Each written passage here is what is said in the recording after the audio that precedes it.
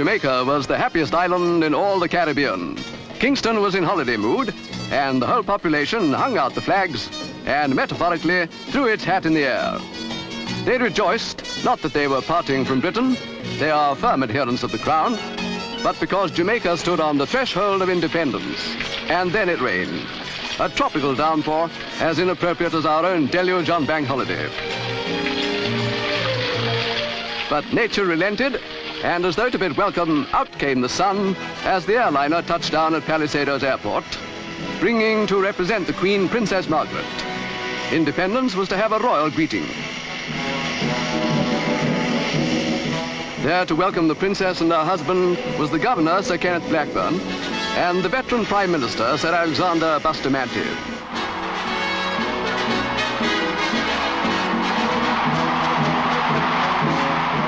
After the greeting of Lady Blackburn, it was the turn of the Premier to bid Her Royal Highness a loyal welcome. Then Princess Margaret was conducted to the saluting base to receive the royal salute by the Jamaica Regiment.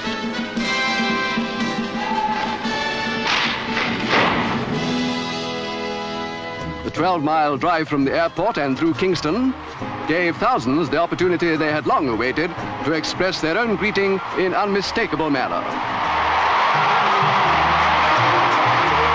At the entrance to King's House, the Princess spoke to some disabled children. Among them were Girl Guides and Boy Scouts. They are crippled, but they were not forgotten. The royal visitor had a word, too, with the woman in charge of them. Next day, Her Royal Highness opened the great National Stadium, which nobly expresses the pride and hope of the new nation. Sir Alexander Bustamante received the Princess and Lord Snowdon and conducted them to the royal box. This was the place where, at midnight on the following day, the flag of independent Jamaica would be raised. Princess Margaret said it was fitting that the country would serve as host for the 9th Central American and Caribbean Games. And after the applause came the emotional rendering of the Jamaican national anthem.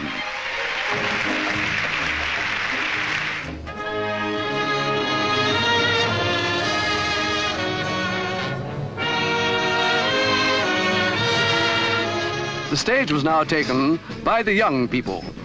Jamaica's youth organizations had heard the Princess say that the country's future rested with their generation. They made it look as if that future would be in good hands.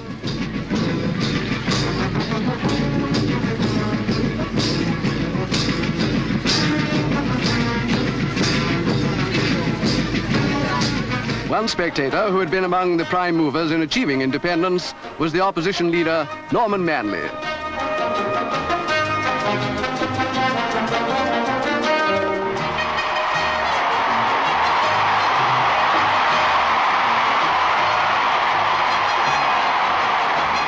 Two minutes to midnight, Sunday, August the 5th, the birth of Jamaican independence.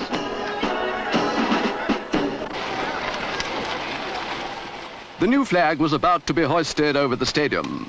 Sir Kenneth Blackburn was soon to be Governor General, the higher rank in accord with the new status of Jamaica as full member of the Commonwealth. It is likely that before long he will be succeeded by a Jamaican, and who better than the 78-year-old Sir Alexander Bustamante.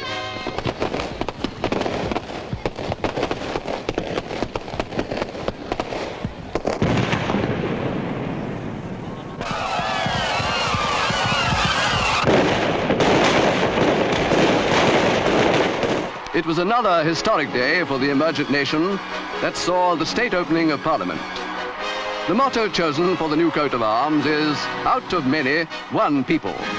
And here on the Westminster model will sit the Democratic Assembly who will govern the multiracial 1.75 million who will become one people.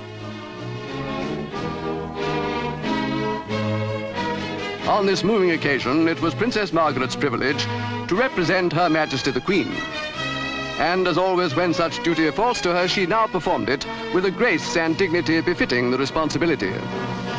In their places for the inauguration sat the 66 members of the Senate and House of Representatives. Visitors included the papal envoy and dignitaries from independent African states.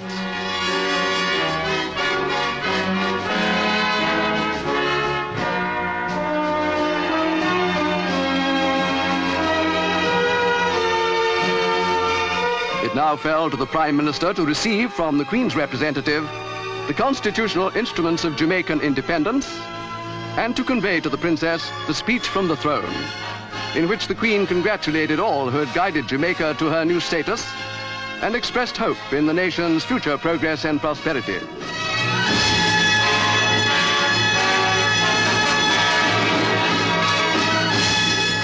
The Prime Minister's address of thanks was seconded by the leader of the opposition, Mr. Norman Manley. The first session of Parliament of independent Jamaica was opened. It followed the pattern of Westminster, the mother of parliaments, from which democracy has spread and flowered in so many lands. 300 years of British government had come to an end, and peacefully, one more nation had been helped to achieve its yearning for self-government. All wish well to the happy people of independent Jamaica.